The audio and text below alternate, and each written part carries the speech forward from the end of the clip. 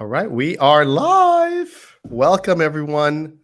Welcome. I'm going to give a chance for folks who are interested in hearing about wealth because I think all of us, all at some point, have decided, once we start making some money, how do we go about not only earning it, but accumulating it and, having that dream life that we're all looking forward to where we're able to stop working at some point and have income take care of us, make money work for us, not just us work for money. And so I'm very, very excited today because today we have a very special guest. We have Alissa Maizes. And she is, what an interesting story, Alissa. We met how long ago? Like about 2 years ago, Yes, right? maybe longer even. It's crazy, right?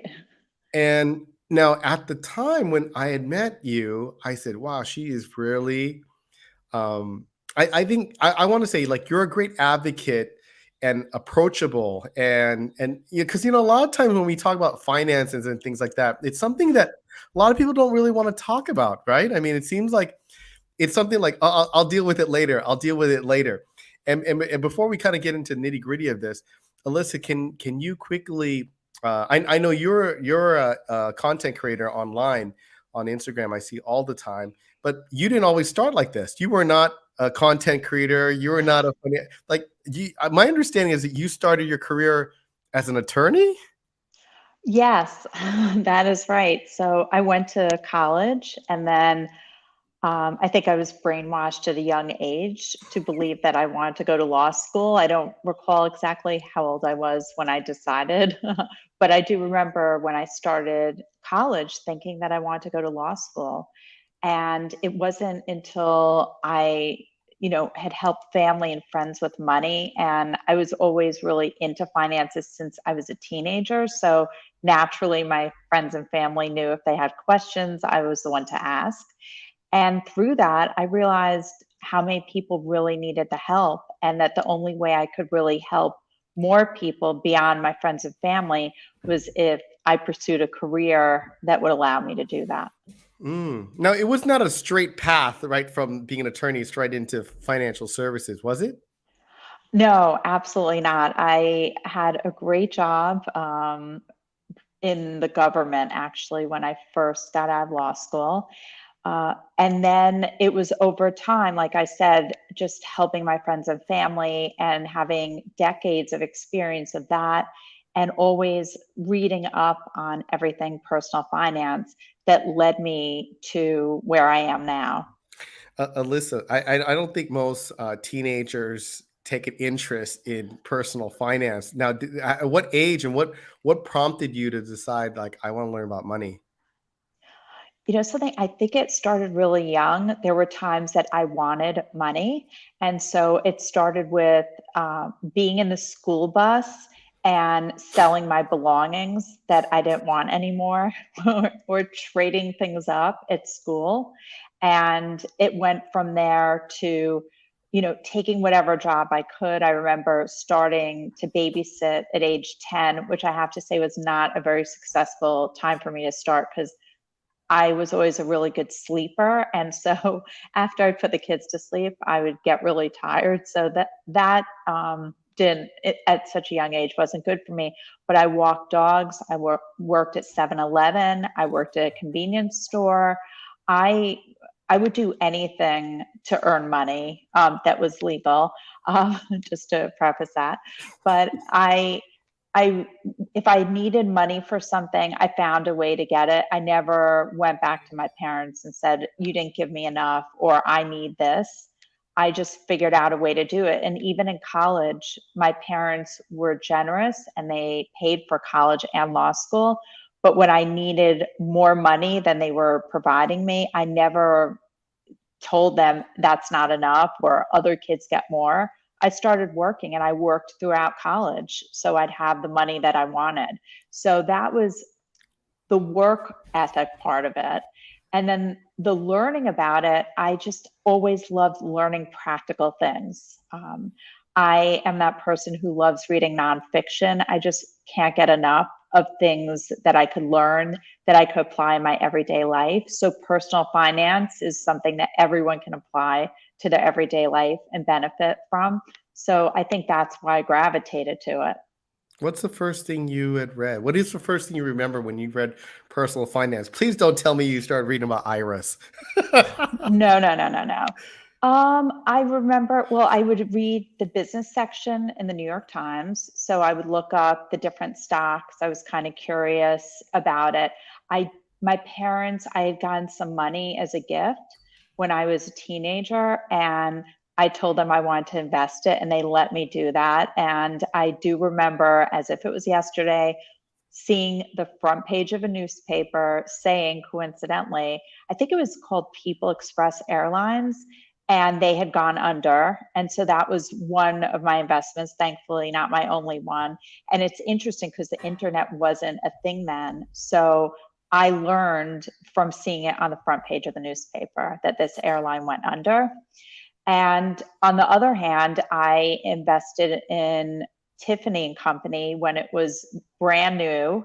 And I just remember thinking, oh, I read about it in Kiplinger's Hmm. that was going to be a new issue. And I thought, well, people like Tiffany. I didn't really know a lot about it. There was no internet to Google Tiffany and Company. It wasn't, down the block from where I lived. And I decided to invest in it, and I actually did really well with it. So, there were some wins and losses, but now I don't invest in individual stocks at all. That's interesting. I'd love to go back a little bit. I know you mentioned that you didn't ask your parents for money and you were self-sufficient. Was that an influence from your like someone that influenced you, or did you see your parents do that? And how do they feel about you working and doing that when they had the means to help you? So when I went to college, like I said, they were very generous and paid for my education, and they gave me spending money, but I wanted to do things that cost more money. Not frivolous things, but it just wasn't enough to do what I wanted to do in college. And they actually told me that I was not to be working when I was in college. Right? So I initially didn't tell them. And then when I got a really high GPA, and they were all happy and in a good mood and so excited I had done so well, that's when I dropped it on them. And of course, it's not what they wanted me to do, but they were okay with it. So you should definitely, especially if people are gifting you something like an education, probably listen to what they say. But it was that balance of needing something and not wanting to ask for something more. How's that applied later in your life? Have you taken kind of that desire to kind of be independent? How did that play out later in your life? I am always very scrappy, I guess you would say. And if I need to do something to get something, I will do it. I usually, if I think something's a good idea, I'll say yes, and then I figure out how to do it rather than say, no, I don't think I could do that. Let me think about it.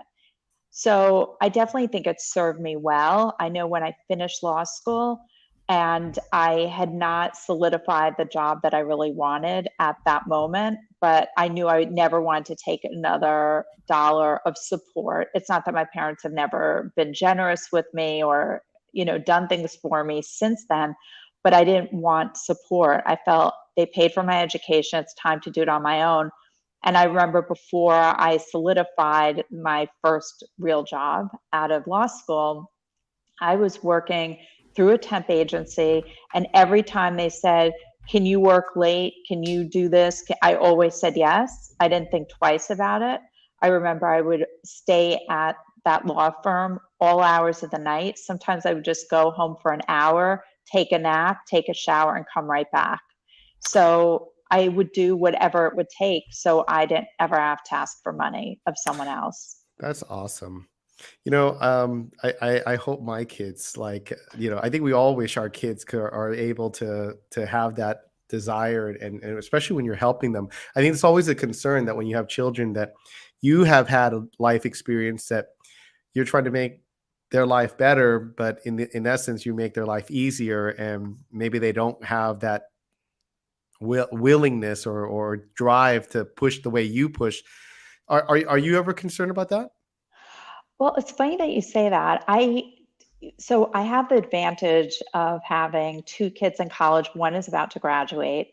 And I say the advantage is because I taught them so much about finance, but I could tell you what the results are because they're still growing and everyone is. We all change on our journey. Mm, But they learned at a very young age that work was important. They've been working since ninth grade.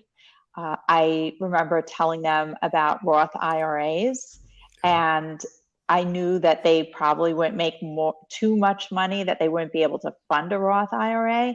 And they heard about it and the idea of saving for retirement, which sounds like such a bizarre thing to talk about Mm, with a ninth grader. But right. they started working. And what I told them was that I would match the money. I would fund their Roth IRA, matching it as far as like dollar for dollar for what they Oh, make, because I knew they weren't going to make that much money. And I said, I will do this as long as you're in high school. Once you're out of high school, you're on your own for the Roths.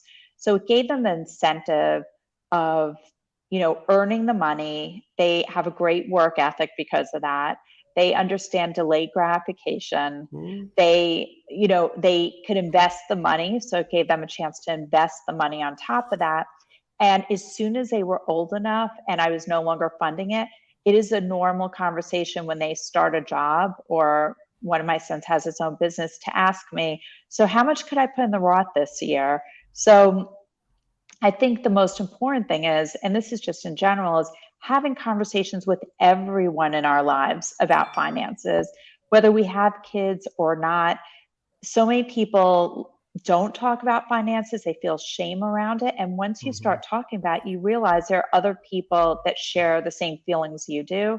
And if mm. there are people who need help, maybe you could be the ones, the person to help them. If you're in a situation where maybe you are financially literate and they aren't, because I think everyone should have the same tools to use for their finances. Alyssa, I'd love to get. I think you make some really good points here. I'd love to get back to our main topic and also the handle on your Instagram, which is Amplify My Wealth. That would mean that you would have wealth. So I'd love to kind of talk about that for a second, Alyssa. Would you say that when you grew up, you felt that you were wealthy, you were rich? I mean, did you feel like that when you were growing up? Um, I don't think I really thought about it. I will share that there's a school I went to at some point of my life that I wasn't really aware of what other people had or what we didn't have. It just wasn't a conversation in our home. So I never really thought about it. But looking back at the schools I went to, there were always children that were likely wealthier than us. And there were always children who came from homes that probably had less. But what I do realize now more than ever is that what things appear, especially now, aren't necessarily reality. Just because people are spending lots of money doesn't mean they have a high net worth or they have a lot of wealth. A lot of people spend a lot of money, they have things to show for it, but in reality, they don't have as much money as you might think. Yeah, so a lot of times we measure wealth or we try to determine wealth by what we see. A nice house, a nice vehicle, jewelry, the school they send their kids to. I mean, that's a status symbol in itself that can't be discounted as well. Um, and I think this is kind of where I want to kind of get to this whole idea of wealth. What is wealth? Is wealth that all those things, or is it just having a big retirement account, or is there more to that than that, Alyssa? I mean, let's maybe what's your impression being around wealthy people? So, to me, wealth is having choices. It's as simple as that. What do you value? I always ask clients, what are the things you value most? And then aligning your financial plan, your expenses with what you value most is really the first step. And wealth to me is not a number, certainly based on what your expenses are and what you project your expenses are, that determines whatever the number is to reach a goal, whether it's retirement, maybe it's your travel fund. I'm sure people who are listening to this, It's probably travel is one of the things they fund. So there's definitely a number, right? It's what you need for that trip or what you need for retirement, what you need for a down payment on something. But wealth to me is choices, that I get to make a choice of what I do when I do things, whether it's buying a thing that I really want, that could definitely be something that is a choice, or it could be how I spend my time. Like you were saying, work wise, I was able to stay home with my kids.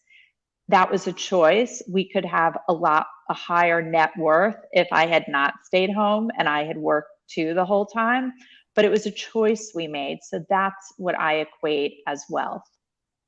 There's so much there in that, spending time, and it's something that I was on Stephanie's call the other day, and she has a group called Freedom Based Business, not just being a business owner, but having a business that allows freedom to be anywhere.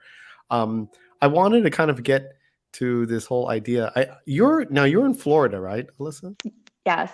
In Boca In Raton? Boca, yes. By the way, I love the Boca Raton, the Pink Palace. I love that property, and um, that area of the country is not is quite affluent. Would you agree? I heard it. I Absolutely. heard it's one of the. It's the top fundraising cities. Like, you want to go fundraise, you go to Boca to fundraise, because a lot of being around that community, you're probably exposed to a lot of people that are wealthy. Are there any things that you've seen, you've learned that you can share with our listeners that could help them? Like, how do we become like the? What are those people that live there? How did they become? How did they get there? Well, like I said, I think some people really are wealthy. They worked hard at their job and they come down here because the weather's great and there's no tax. And like you said, it's a great place if you have a lot of money to be philanthropic and get involved. And so there are a lot of reasons why people are here. Not everyone is wealthy that's here. There are a lot of people, like everywhere, they're living large. I don't think there's really a key to wealth. I think there are certain things that, for instance, millionaires are known to do. They tend to drive their cars for a long time, they buy used cars. Rather than getting tons of clothing, they tend to have sort of like a capsule wardrobe where they have basics and then they have accessories, but everything sort of goes together. It doesn't mean there aren't exceptions to this, but in order to really accumulate wealth, you have to spend less than you bring in. And a lot of people don't like doing that, but that's how you build wealth, how you increase your net worth is by spending less than you make. Alyssa, you're saying that if we want to be millionaires or more, we really have to spend less. I mean, I think that was one of my the slides that you had was saying that 50% of Americans that earn six figure over 100 grand a year are living paycheck to paycheck. Why is that? What's going on? I mean, people always think, well, if you're paycheck to paycheck, you're not making enough. Maybe you just need to make more money. Does that making more money just not solve the problem? If there's something more? I think, ironically, if you're living paycheck to paycheck and you're making 500,000, the issue is you probably have to save in order to keep up with that lifestyle. You need to save beyond what a retirement account at work will provide for you.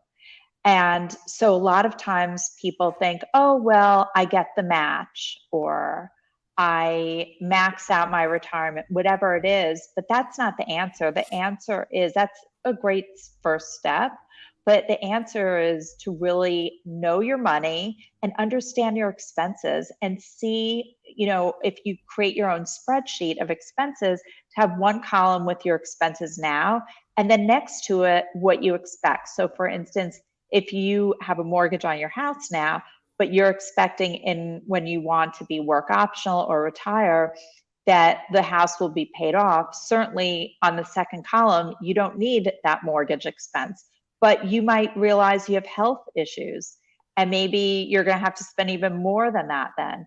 Maybe you're going to want to do more traveling than you do now and you realize points won't be enough. So figuring out your expenses now, your expenses in the future, and then figuring out based on how long you think you will be work optional, how much money do you need? And then you figure out how much you need to save. And what people often do, if they save at all, because some people don't, and lifestyle creep is one of those things where people make more and they decide they're going to celebrate and start spending more instead of seeing as an opportunity to take that extra money and set it aside for a really important goal like retirement or a house or school for their kids, whatever it might be. Do you think most people put enough away for retirement?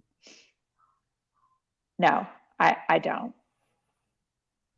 Like, do most people, if they fully funded their IRA, would that be enough? Absolutely. Most people know. There Hmm. are some circumstances if someone has a pension and they never, maybe they don't make a lot, Hmm. and they have the pension and there's still social security, then possibly it's really hard to say because there's so many variables. Inflation is a perfect example. There are Hmm. people who retire that now have had to go back to work because Hmm. now they don't have enough money and they thought they would. I'd love to go back to this ideal wealth for a second. I know people work. There's a lot of people who are W-2 income, and there's people who open their business. There's this belief, at least online, when you look at social media, that says if you want to be wealthy, you have to be your own boss. You have to open up your own business. But being your boss is not cut out for everyone out there. Um, is there other ways other than opening your business? Can the folks that you've work with? Can you be a millionaire working for someone? Could you be a millionaire just buying real estate? I mean, are there more than just being your own boss in order for you to be a millionaire?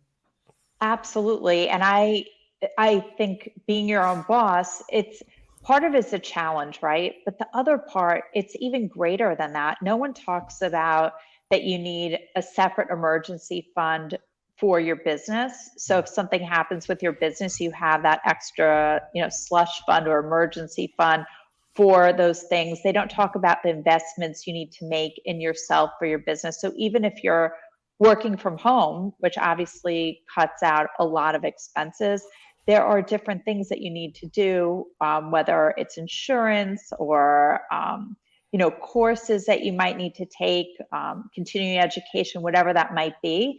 And sometimes the reality is a lot of people become millionaires with a traditional job, with saving for retirement and investing in a diversified portfolio. It's that simple. It doesn't need to be complicated. So when people make it seem like that's a mistake, I don't think it's a mistake at all. And that, like I said, a lot of people become millionaires that way. So I think it's a great idea. I do understand a lot of people also like to have another stream of income. I love when I hear that people start another business and they're building that because they know they don't always want to do their 9 to 5 and they're concerned with, if I ever lost my job, that if they have their own business, they possibly, depending on what it is, might have more control over it than they will, a 9 to 5. Obviously, now a lot of people are getting laid off. So we know that there's a risk, but that doesn't mean the solution is to have your own business Hmm. because if a lot of people get laid off, there are also going to be fewer people spending lots of money. That's so true. I'm trying to explain, or I guess I'm trying to ask, because it seems like many times it seems like there's only one way to do it, and it's a very difficult way. I just want to share. I think you made it really clear is that there's multiple ways to become wealthy. It's not just like one linear way, is there? Absolutely not. And there's also, like we said, the definition, if there is a I don't really look at like the dictionary definition, right? It's what you see as wealth. It's not what is in the dictionary. It's what you feel is your, a wealthy life for you. It's what you value. It's the life that you want to live. Because I might want something that's completely different than you want, Ben, right? And so that's what I prioritize, but you might have different things that you value more. And then that's your life that you want to live. So, Alyssa, for many years, I used to do retirement plans. I don't do it anymore as of recently, but there for many years, I used to help people with their retirement. And I noticed that even a lot of 40-year-olds are just getting their retirement started. Like they start like when they're 40. I think that's when they realize, like, okay, all the kids are grown up. Maybe I can finally save for myself now because he had a house, he had kids, tuition, all this stuff going out.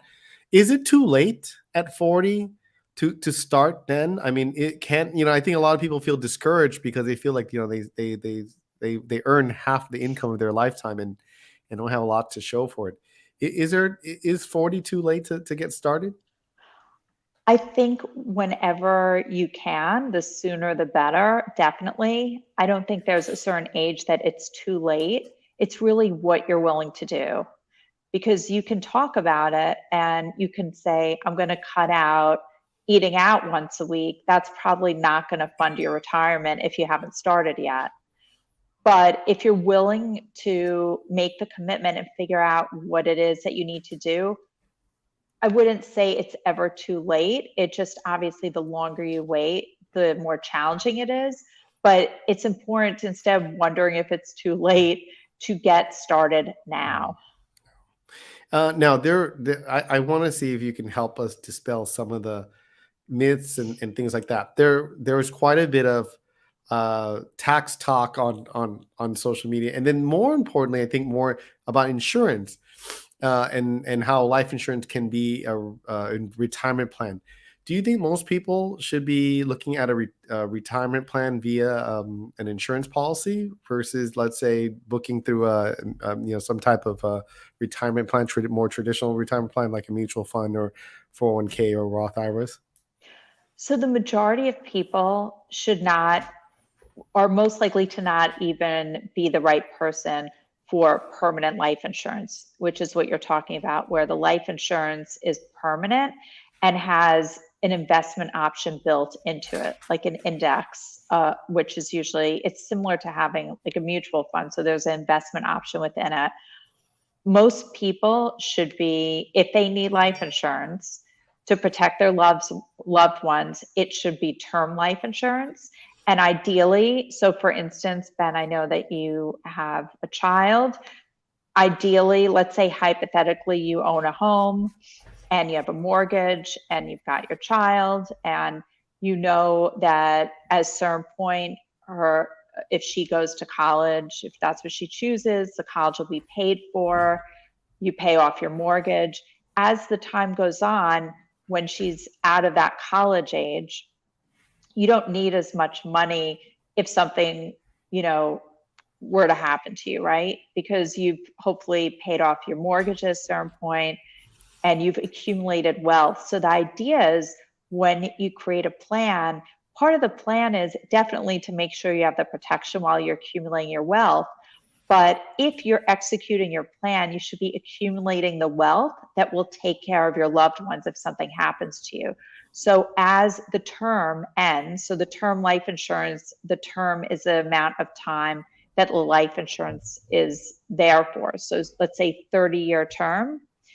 If you start it when you're 30 years old and then you have it until you're 60, the idea is to have a plan where you have enough money saved by the time you're 60 that you don't need life insurance anymore. And if you need if you get life insurance, I like to think there are two ways that I could see it making sense for other people. One is, depending on their net worth, it might be part of an estate plan. So definitely getting together with a estate planning attorney if it makes sense based on your wealth to get that. The other is if you get long-term care insurance. It used to be that it was just straight long-term care, but the premiums are so expensive. So now what they offer is a component of it that is also life insurance. So if you never use the long-term care, your family will still get something if you pass away after not using the long-term care. So I Yeah. think I hope that answers the question. Yeah, I mean, you can actually add long-term care as a rider now on top of these life policies. You can kind of have both, best of both worlds. Right, that's exactly what I'm talking about, Yep. but the idea is really because you have the long-term care. I don't think most people, first of all, the premiums are super expensive for the permanent life. Hmm. And it's because the right out of it, first of all, there are tons of fees. It's less expensive to invest with Vanguard or Fidelity separately. If you're interested in investing, it's a lot less expensive to do that. Then you have the term, which the moment you pay the premium, you have the adequate coverage for your family. With the other one, if you're taking money out or you're accumulating the money there, you might not have the coverage the moment you get the policy. It takes a while to get that coverage. And then if you're using it to live off of, your family will not be protected the way you thought they would be. Yeah, absolutely. Absolutely. There is some of this misinformation that's going out around there. And so I wanted to make sure we can cover that. Alyssa, you're a fee only financial advisor, and that's different than, let's say, a commission to someone who actually makes money when they sell a product. Can you explain that, if for those who are not maybe familiar with what you do versus what other folks do? Absolutely. So I am fee only for advice. And so it's exactly that. There's an expense that is paid so someone could get advice from me. I am a registered investment advisor, so I am licensed, and I am a fiduciary. So I chose this to be a fiduciary. I legally choose to put my clients' needs before mine, and I have to be transparent. It's part of my legal obligation that I chose. And as far as what you were mentioning, Ben, I don't sell annuities, I don't sell securities, I don't sell insurance. I remove that potential conflict. In addition to that, I don't charge assets under management. So there's not a 1% or any percent that is charged. It's advice only. So whether your money is, a lot of people don't want to pay the 1% because they feel if they're not actively having it managed, what's the point? And, there's all these different feelings around it. But I decided I didn't want to do assets under management because my feeling is if you're investing, it should be for the long term. It should be a diversified portfolio of stocks and or ETFs.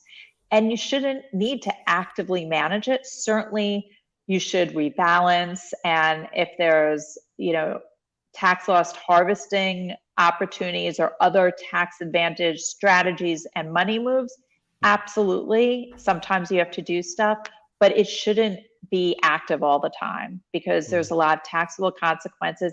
And the reality is you can't beat the market. It's not that no one does, but most people don't. So I like that long-term approach as opposed to trying to beat the market. Yeah, absolutely. So, Alyssa, I just wanted to also cover a couple things. Many people may be watching this and thinking, okay, I need to get my finances in order. We just finished tax season. I want to do it right this year. Um, but they said, they feel maybe they're just getting started. At what point should they see someone like you, or do they just do it themselves? And can they do it themselves, or would there be some benefit to seeing somebody like yourself?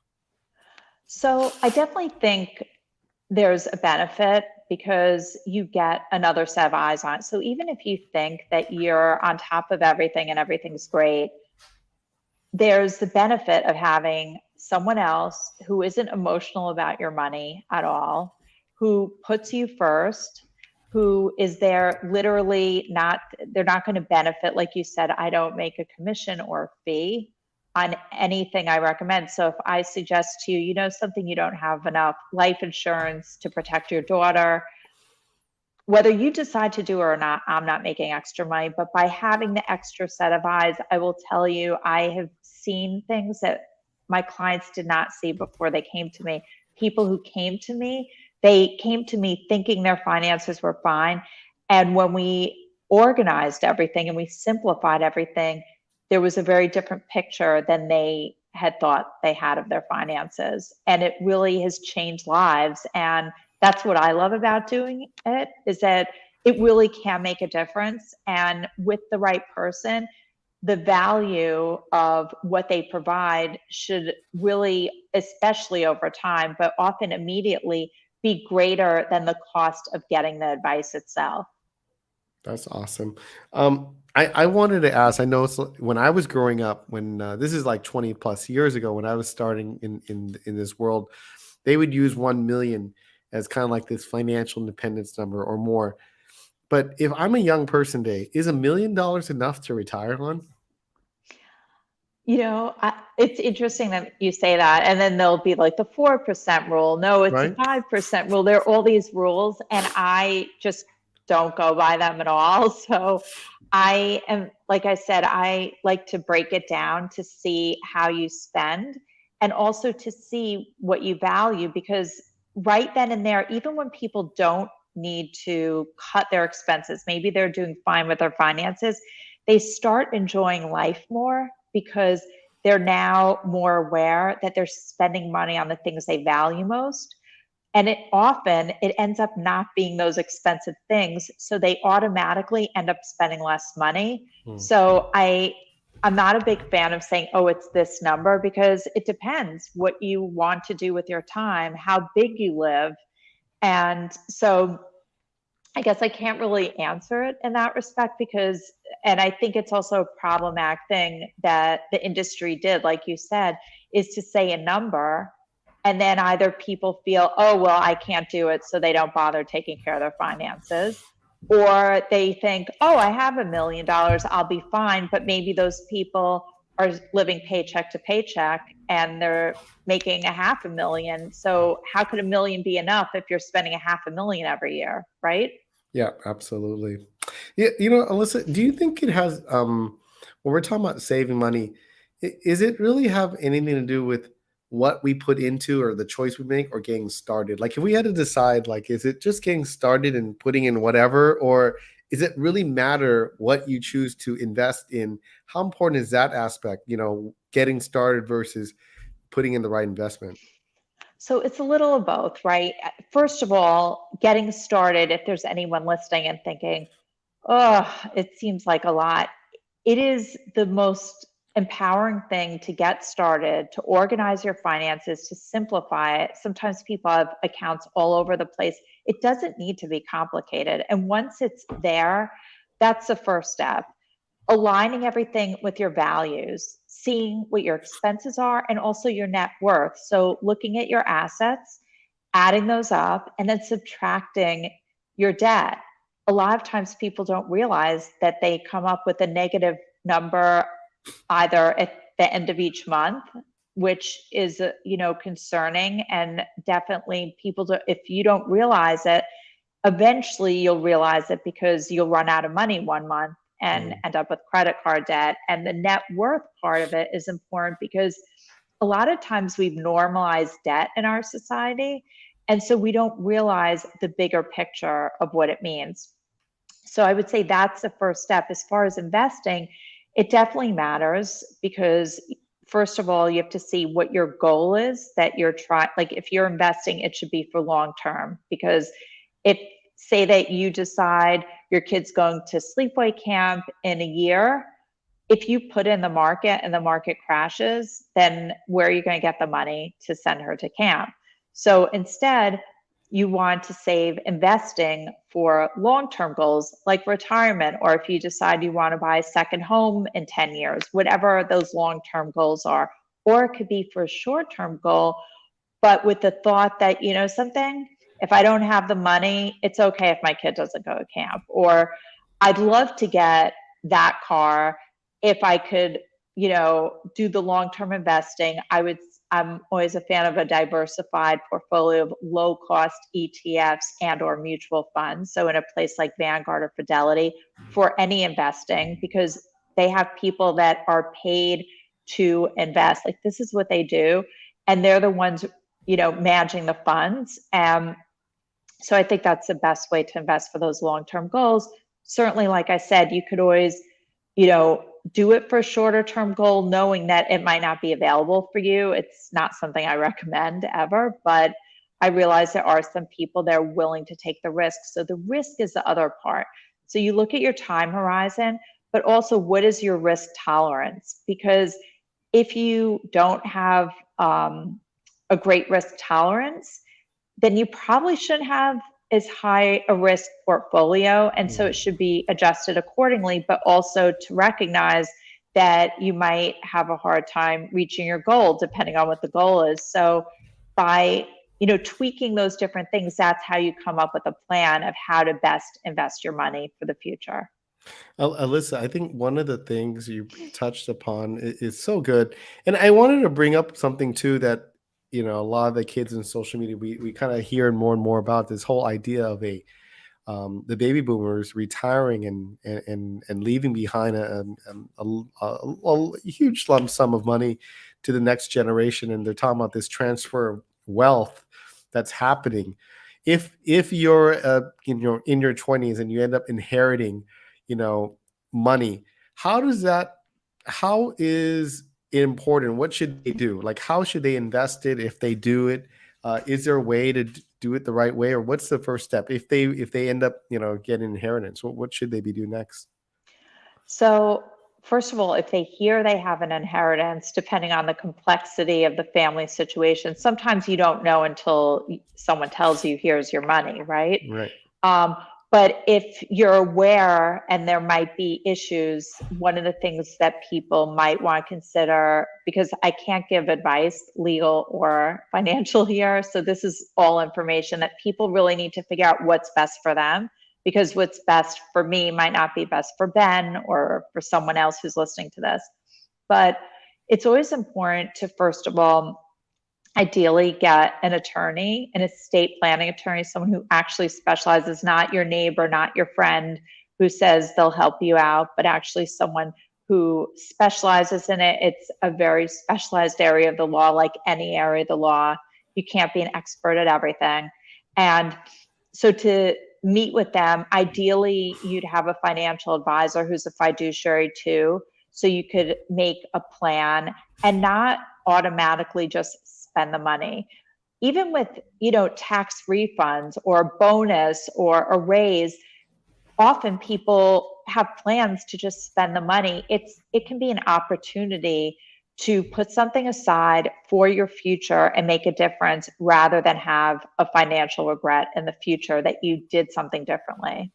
But yeah, I was going to say the other thing is, if you're the one who has a estate plan, Ben, because you have a child, it's important to discuss with the estate planning attorney that, the idea of maybe getting a trust, something where your child doesn't outright get the money. Because as you pointed out, Ben, when you're that young, it's not necessarily the best time to get that money. You can't rely on the fact that your child, quote unquote grown child at 22, right, is going to make the best decision, and you don't want them to have financial regret. So I think it's also ideally the responsibility of the estate planning attorney and the person who's leaving them the money to hopefully consider what it would be like for a child to get a lump sum of money like that.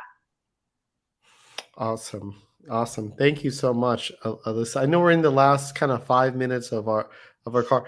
Are there any things that you feel that the audience could probably take away from today and say, you know what, this is what I need to do to kind of get my path on the way to wealth? What are some of the concrete steps they should probably do? So I feel like some of them I already went through. Definitely your expense plan, determine your net worth, figure out what your future expenses will be, what you value most, make sure all of that aligns. I would say also do something. If you're listening to this and you're thinking, well, I don't have enough money to do this, or I'm young, or it sounds kind of overwhelming, know that time makes a difference.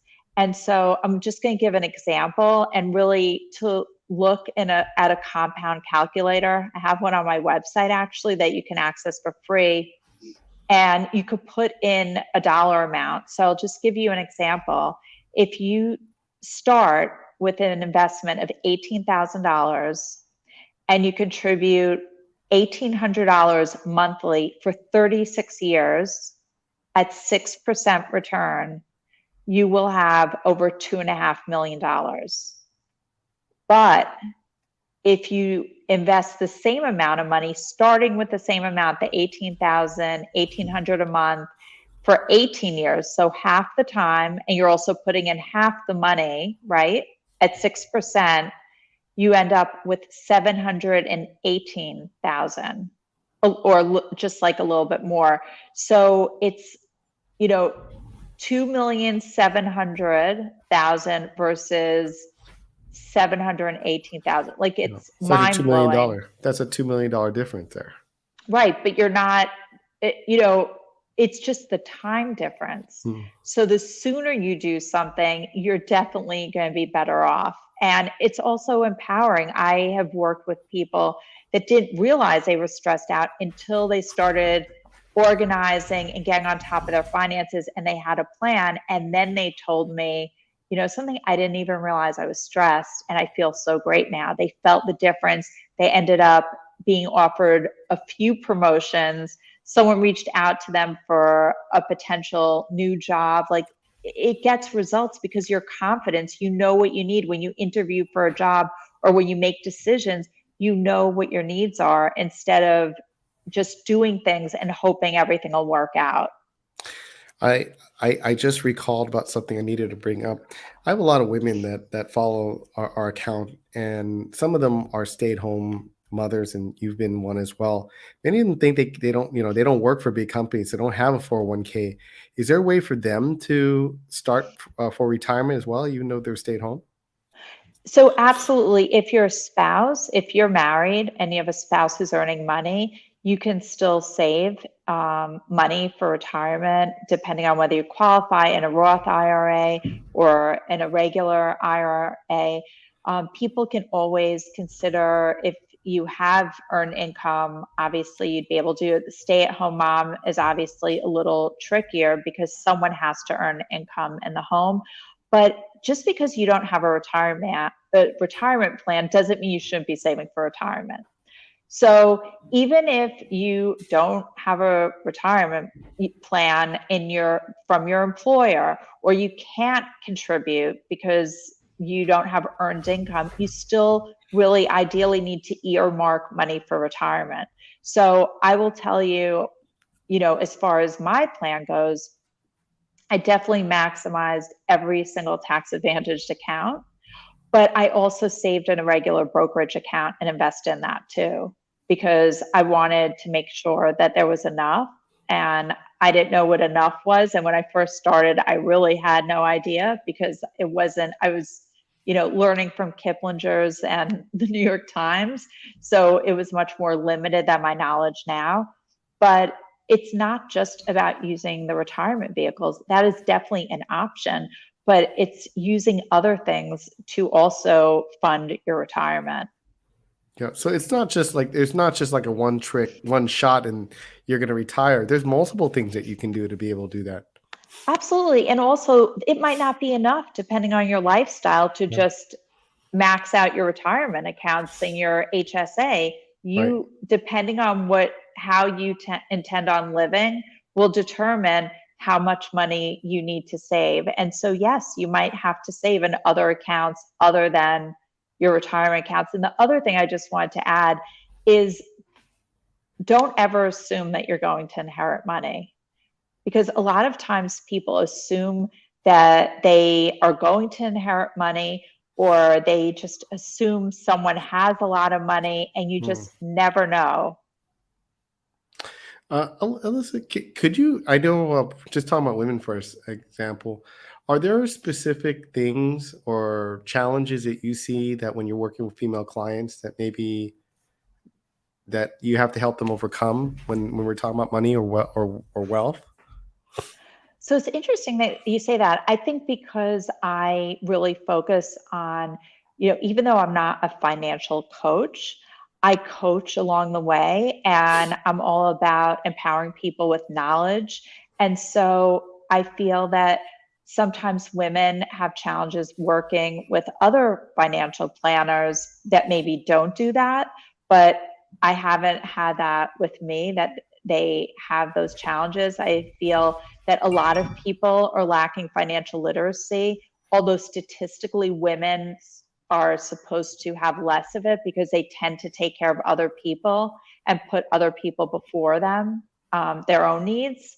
And so there are statistics to support that. But the women that I've worked with are super smart and motivated. And the fact that they're a woman is not impacting their ability to be financially successful at all. It's just having a plan, organizing it, and then making sure you carry out and follow the steps on your plan so you can reach your goals. Absolutely. Absolutely. Alyssa, this has been fantastic. I don't know if anyone has any comments. Peggy, if you have any questions, I'm more than happy to take it here at this point. Um, I, I think it's been one of those things where I think everybody would like to be wealthy. You work at some point, we're going, can I stop all this and just retire? And it's very difficult sometimes, especially you're living in a high income state or income tax state and cost of living state. I think there's all things that we'd love to downsize. Doesn't seem like it's always possible. And so the question, it seems like if we're on this treadmill, we just got to earn, earn, earn, and we want to retire one day. Can you give us an idea when people retire? Do they just live on the investments? Is that our goal to real estate? Like, let me ask you, do you think the wealthy people out there, I hear sometimes statistics say that, oh, most of the wealthy people is because they own real estate versus owning stocks. Is there a preference for one or the other, do you find, within kind of wealthy folks? I think it really has to do with the person, what they're comfortable with. It's not, some people don't want to be a landlord. They don't want to deal with real estate. There's, all different things liability and other things. They're not interested in real estate. Maybe by the time they thought they'd be interested in real estate, it was really expensive. And so they never did it. So I don't think there's a one size fits all plan. I think anyone is really capable of putting together a plan and doing what's best for them. And yes, you could definitely make your plan so you could live off the income that that those accounts generate. So for instance, I told you I had a brokerage account that I started actually in my 20s. Hmm. And I would dollar cost average. And when we paid off our home, I took that money that I was putting towards a mortgage and I added that in addition to the other money. And we're no longer funding it the way we were then because we don't need to, but we definitely were a bit heavy on funding it. And as a result, we were also, interestingly enough, like it ended up generating enough money at a certain point where we were able to consider that if we wanted to pay for something like college, that we'd have that coming off it too. So there's different ways people could do that. They can, you don't have to do a traditional way of saving for college or retirement. Definitely making those tax advantage moves are always important. And I love strategizing those. That's one of my favorite things to do. But it's not one size fits all. There are different ways of doing it. So don't ever think, oh, if I don't have this ability to do this type of account, you can't do it. You can absolutely do it. You're just going to do it differently. And it's going to be the best thing for you. That's awesome. That's awesome. I see a question here from Peggy. Peggy actually asked a really interesting question here. She says, when you're working with clients, what are some of your common mistakes that you see when they were managing their own finances before they start sitting down with you? And then what do how do you help, advise these clients so they avoid these type of mistakes again? Great question. So one of the things, there are a few things that come to mind. One is taking advice for investing from people that they assume are good with money and that they assume give good investment advice. And so I've had that happen where I've seen clients when they're showing me their accounts, telling me, oh, this was X amount of dollars, but now it's this, and it was a much greater loss than what the market went down. And so I realized that the person who told them to invest probably gave them advice on something that was a little risky, or because it wasn't diversified, they lost a lot of money. And then that, to go on with that, Peggy, would be the follow up is getting rid of it because someone told them who they trusted that this was a good investment. And so are they able to then sell it so they have that money available and potentially stop further loss than they already have? Another thing I've seen is money in cash that people thought was invested. So I have a client who had money that was from a retirement rolled over to a financial advisor who was assets under management, and they never invested the person's money, and they missed years of the market going up. And the person, that's a big loss to lose like that for money to sit in cash. So I've seen that happen. And my last one that I'll share, although I could go on all night about this, but my last one is, this is really important when you set goals, because that's also part of financial planning. Because if we're saving for different goals and investing for long-term goals, first of all, always prioritize your retirement over your kids, over anything, because there are no loans for retirement. So at that point of your life, no one's going to lend you money. You're just not going to have enough of it. And so when you're looking at your goals, you can't just look at, oh, I want to send my kid to camp this year and we're going on a vacation, like my dream vacation, 2 years, and then retirement. You also have to think about what other things, you have to look at them in their entirety rather than as individual goals, because they all impact each other. And so definitely prioritize retirement, but maybe your dream vacation turns into your vacation that's like your dream, but maybe it's not a 2-week vacation, maybe it's a 1 week, so you could still send your kid to camp. It's looking at all those things, because a lot of times people will say to their kids, especially when they have more than one kid, okay, we're going to get each of them a car. And then they realize they have to save more.